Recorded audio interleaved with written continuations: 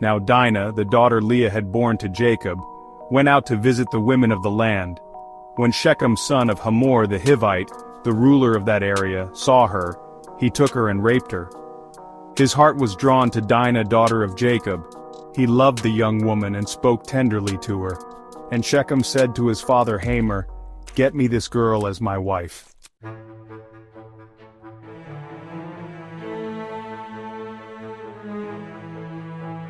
When Jacob heard that his daughter Dinah had been defiled, his sons were in the fields with his livestock, so he did nothing about it until they came home. Then Shechem's father Hamor went out to talk with Jacob. Meanwhile, Jacob's sons had come in from the fields as soon as they heard what had happened. They were shocked and furious, because Shechem had done an outrageous thing in Israel by sleeping with Jacob's daughter, a thing that should not be done. But Hamor said to them, "My son Shechem has his heart set on your daughter. Please give her to him as his wife. Intermarry with us. Give us your daughters and take our daughters for yourselves. You can settle among us. The land is open to you. Live in it, trade in it, and acquire property in it." Then Shechem said to Dinah's father and brothers, "Let me find favor in your eyes, and I will give you whatever you ask. Make the price for the bride and the gift I am to bring as great as you like, and I'll pay whatever you ask me. Only give me the young woman as my wife."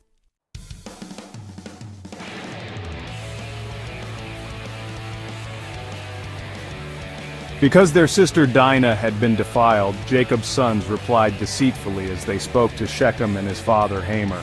They said to them, "We can't do such a thing. We can't give our sister to a man who is not circumcised.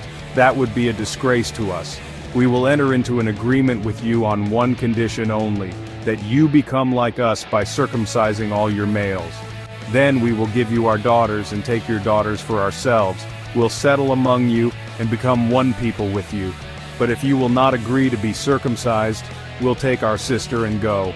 Their proposal seemed good to Hamor and his son Shechem. The young man, who was the most honored of all his father's family, lost no time in doing what they said, because he was delighted with Jacob's daughter. So Hamor and his son Shechem went to the gate of their city to speak to the men of their city. "These men are friendly toward us," they said. "Let them live in our land and trade in it. The land has plenty of room for them. We can marry their daughters and they can marry ours. But the men will agree to live with us as one people only, on the condition that our males be circumcised, as they themselves are. Won't their livestock, their property, and all their other animals become ours? So let us agree to their terms, and they will settle among us." All the men who went out of the city gate agreed with Hamor and his son Shechem, and every male in the city was circumcised.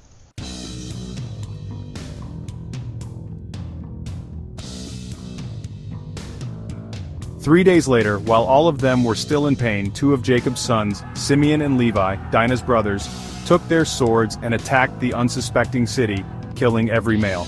They put Hamor and his son Shechem to the sword, and took Dinah from Shechem's house and left.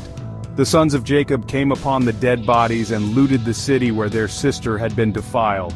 They seized their flocks and herds and donkeys and everything else of theirs in the city and out in the fields. They carried off all their wealth and all their women and children, taking as plunder everything in the houses. Then Jacob said to Simeon and Levi, "You have brought trouble on me by making me obnoxious to the Canaanites and Perizzites, the people living in this land. We are few in number, and if they join forces against me and attack me, I and my household will be destroyed." But they replied, "Should he have treated our sister like a prostitute?"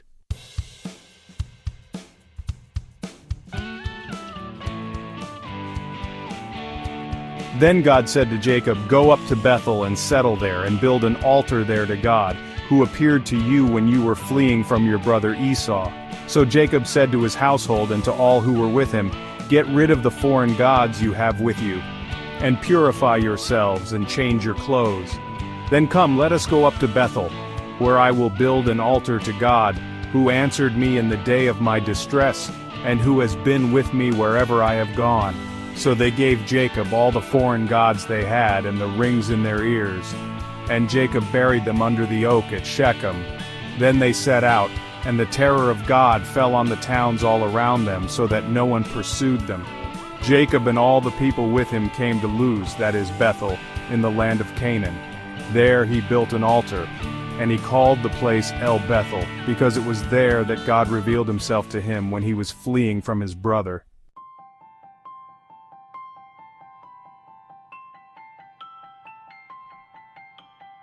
Now Deborah, Rebekah's nurse, died and was buried under the oak outside Bethel, so it was named Allon Bakuth. After Jacob returned from Paddan Aram, God appeared to him again and blessed him. God said to him, "Your name is Jacob, but you will no longer be called Jacob. Your name will be Israel." So he named him Israel. And God said to him, "I am God Almighty. Be fruitful and increase in number. A nation and a community of nations will come from you, and kings will be among your descendants. The land I gave to Abraham and Isaac, I also give to you, and I will give this land to your descendants after you." Then God went up from him at the place where he had talked with him. Jacob set up a stone pillar at the place where God had talked with him, and he poured out a drink offering on it. He also poured oil on it. Jacob called the place where God had talked with him Bethel.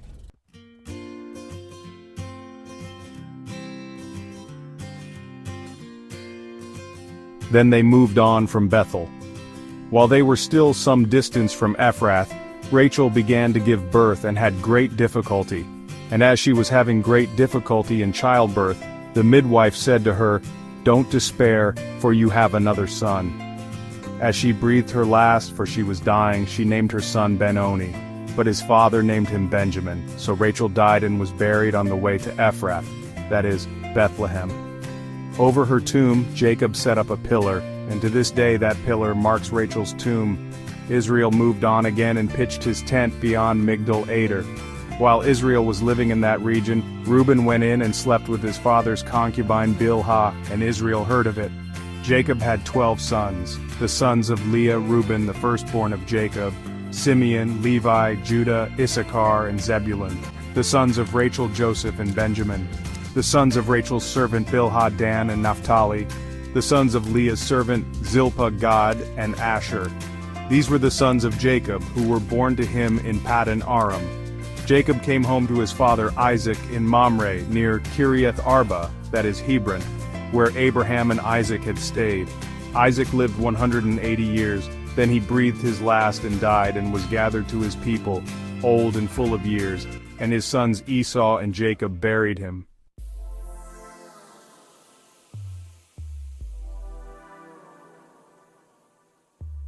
This is the account of the family line of Esau, that is Edom. Esau took his wives from the women of Canaan, Adah daughter of Elon the Hittite, and Oholibamah daughter of Anah and granddaughter of Zibeon the Hivite, also Basemath daughter of Ishmael and sister of Nebaioth. Adah bore Eliphaz to Esau, Basemath bore Royal, and Oholibamah bore Jush, Jalam, and Korah. These were the sons of Esau, who were born to him in Canaan. Esau took his wives and sons and daughters and all the members of his household, as well as his livestock and all his other animals, and all the goods he had acquired in Canaan, and moved to a land some distance from his brother Jacob. Their possessions were too great for them to remain together. The land where they were staying could not support them both because of their livestock. So Esau, that is Edom, settled in the hill country of Seir. This is the account of the family line of Esau, the father of the Edomites in the hill country of Seir. These are the names of Esau's sons: Eliphaz, the son of Esau's wife Adah, and Royal, the son of Esau's wife Basemath. The sons of Eliphaz: Taman, Omar, Zepho, Gatam, and Kenaz. Esau's son Eliphaz also had a concubine named Timnah, who bore him Amalek. These were grandsons of Esau's wife Adah. The sons of Royal: Nahath, Zerah, Shammah, and Mizah. These were grandsons of Esau's wife Basemath. The sons of Esau's wife Oholibamah, daughter of Anah and granddaughter of Zibeon, whom she bore to Esau: Jush, Jalam, and Korah. These were the chiefs among Esau's descendants. The sons of Eliphaz, the firstborn of Esau, chiefs Teman, Omar, Zepho, Kenaz, Korah, Gatam, and Amalek. These were the chiefs descended from Eliphaz and Edom. They were grandsons of Adah. The sons of Esau's son Roel, chiefs Nahath, Zerah, Shammah, and Mizah. These were the chiefs descended from Roel in Edom. They were grandsons of Esau's wife Basemath, the sons of Esau's wife Oholibamah, chiefs Jush, Jalam and Korah. These were the chiefs descended from Esau's wife Oholibamah, daughter of Anah. These were the sons of Esau, that is, Edom, and these were their chiefs. These were the sons of Seir the Horite, who were living in the region: Lotan, Shobal, Zibeon, Anah, Dishon, Ezer, and Dishan. These sons of Seir and Edom were Horite chiefs. The sons of Lotan, Hori, and Homam. Timnah was Lotan's sister. The sons of Shobal, Alvan, Manahath, Ebal, Shepho, and Onam. The sons of Zibeon, Aiah, and Anah.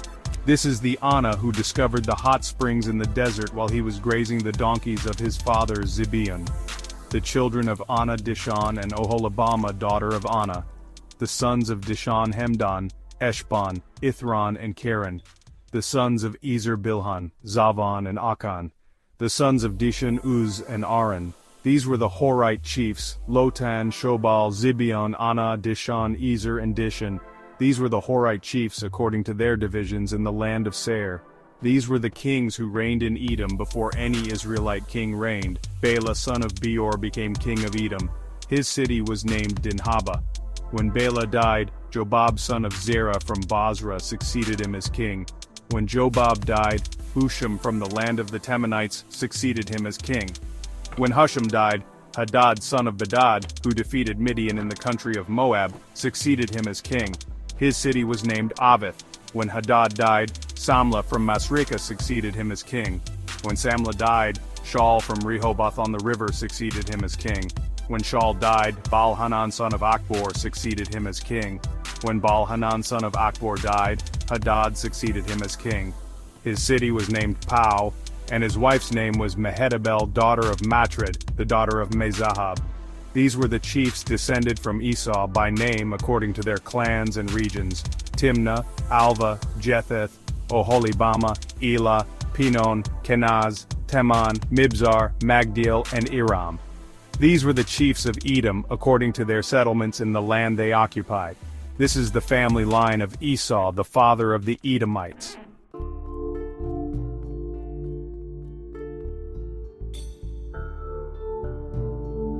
The next day John was there again with two of his disciples. When he saw Jesus passing by, he said, "Look, the Lamb of God." When the two disciples heard him say this, they followed Jesus. Turning around, Jesus saw them following and asked, "What do you want?" They said, "Rabbi," which means teacher, "where are you staying?" "Come," he replied, "and you will see." So they went and saw where he was staying, and they spent that day with him. It was about 4 PM. Andrew, Simon Peter's brother, was one of the two who heard what John had said and who had followed Jesus. The first thing Andrew did was to find his brother Simon and tell him, "We have found the Messiah," that is the Christ, and he brought him to Jesus. Jesus looked at him and said, "You are Simon son of John. You will be called Cephas," which when translated is Peter. The next day Jesus decided to leave for Galilee. Finding Philip, he said to him, "Follow me."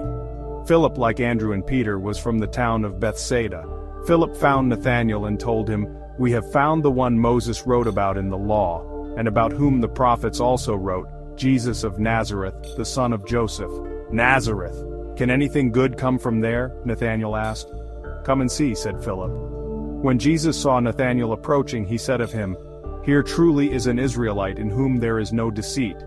"How do you know me?" Nathanael asked.